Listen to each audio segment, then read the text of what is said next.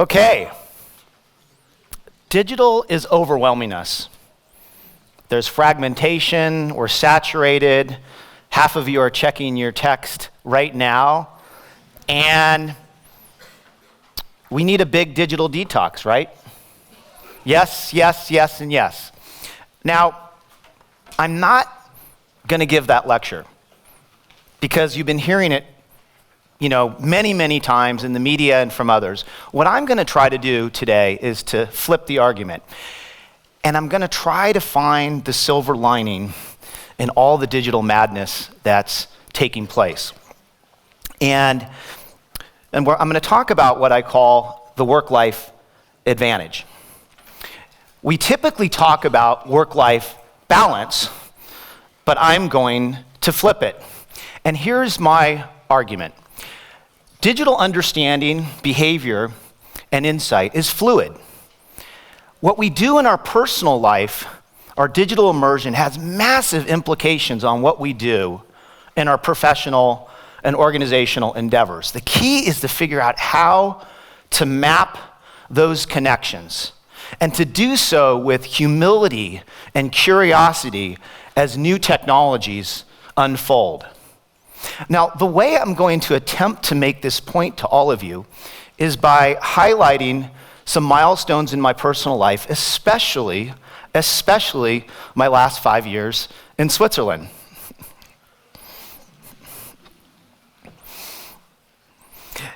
Now, let me take a step back. I love what I do. I get a certain high in being an organizational change agent, especially in large organizations. And I've had a very, very good track record in business transformation, starting at Procter & Gamble, then Nielsen, and more recently, Nestle. Which begs the question, is there a secret sauce? Well, like all of you, I have a business degree, or I was in business school.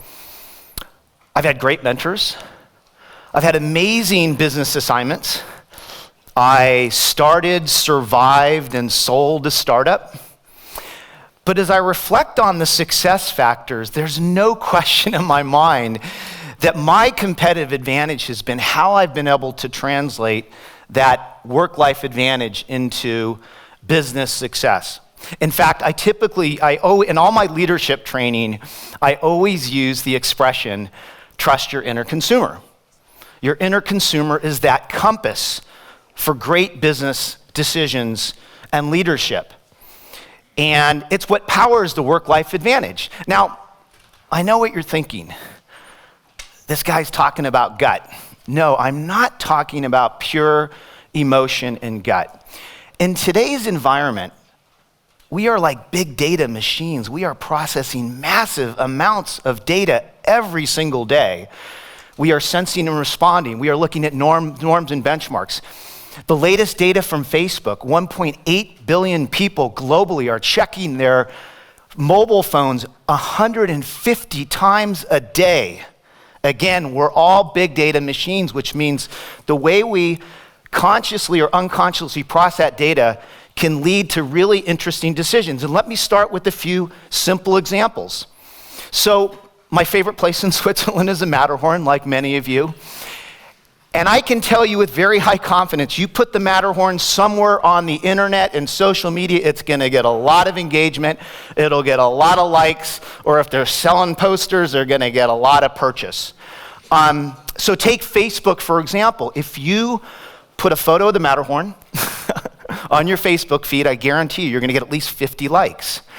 If you overlay a really cute kid, my son Liam,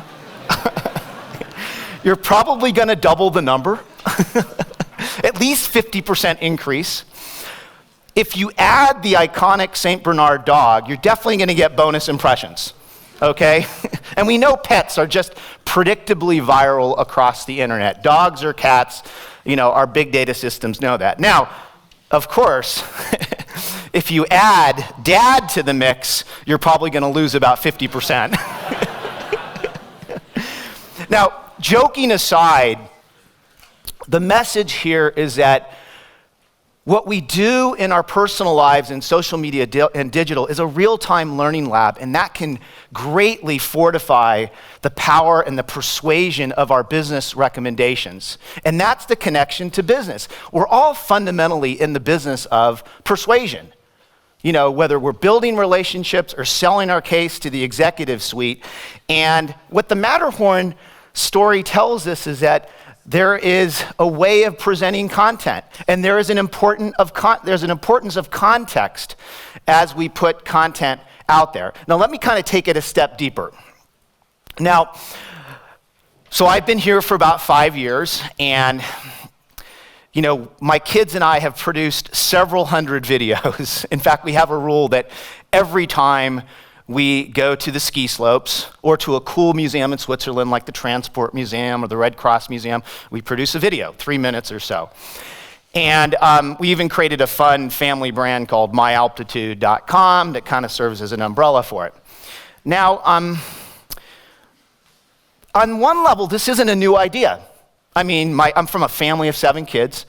My dad would go around with the old Kodak camera and he would take home movies.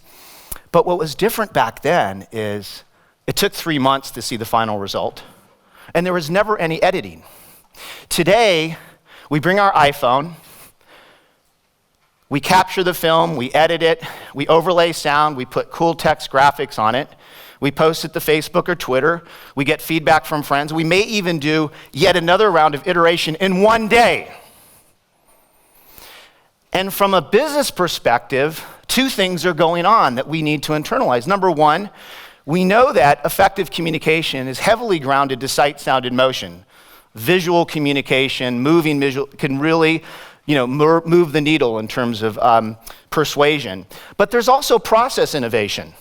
And as the digital leader of a large company, I'm constantly asking myself, what is it that I've learned from cranking out a video that a lot of my friends are liking, that can inspire a totally different way of thinking about how we become better, faster, smarter in our organizational or business enterprise.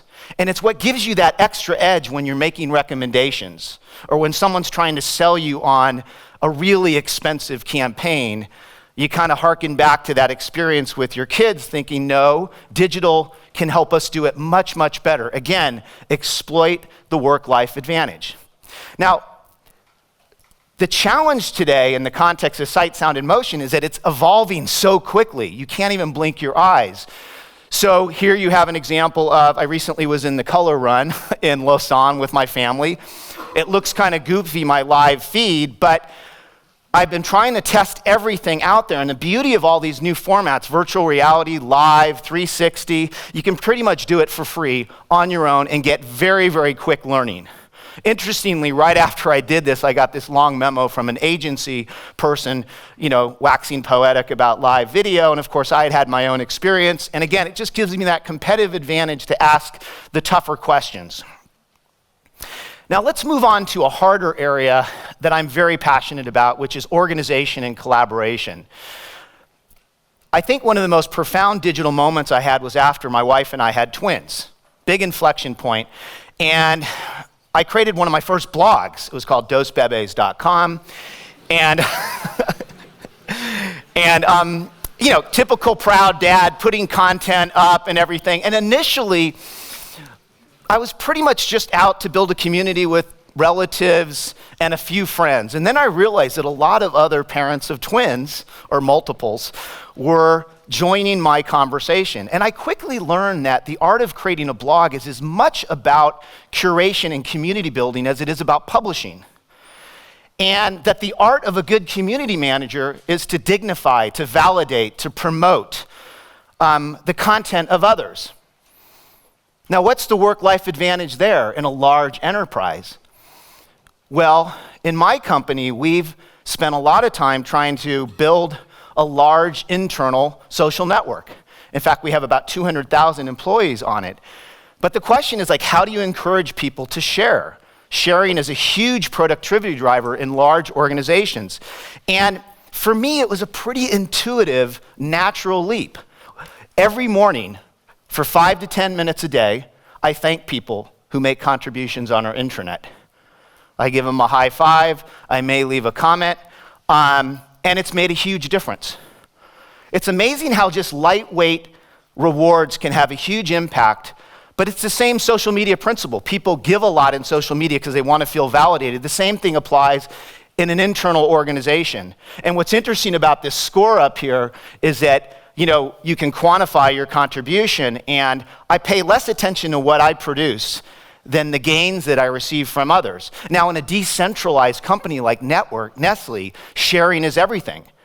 You don't want people repeating the same thing. So if you can encourage a market to share a best practice or a case study or a learning, that's productivity gold. Again, exploit the work-life advantage.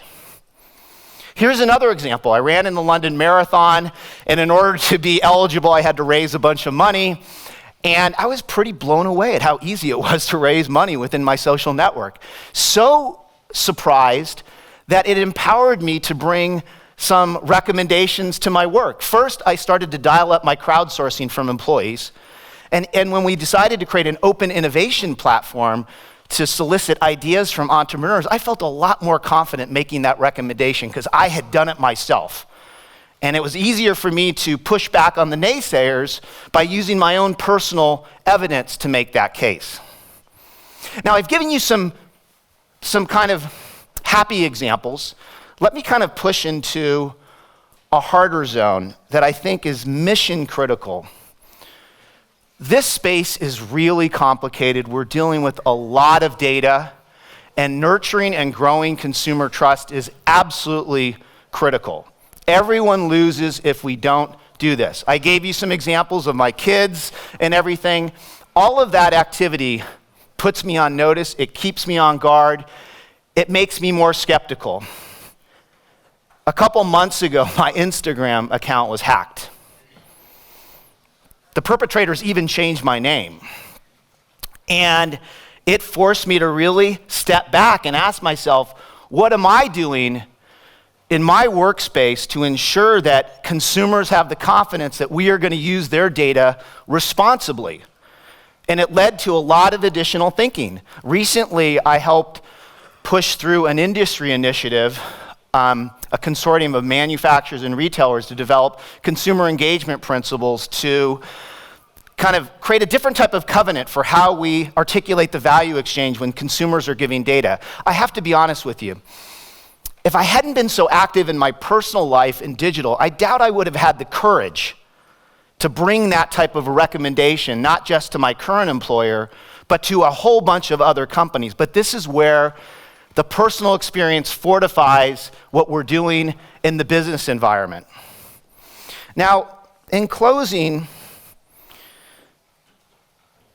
you're all about to enter the workplace, whether it's business, nonprofits, education, and you're going to have a really unique advantage because all of you are really close to the technology. I know because I've been observing you over the last 8 hours or so.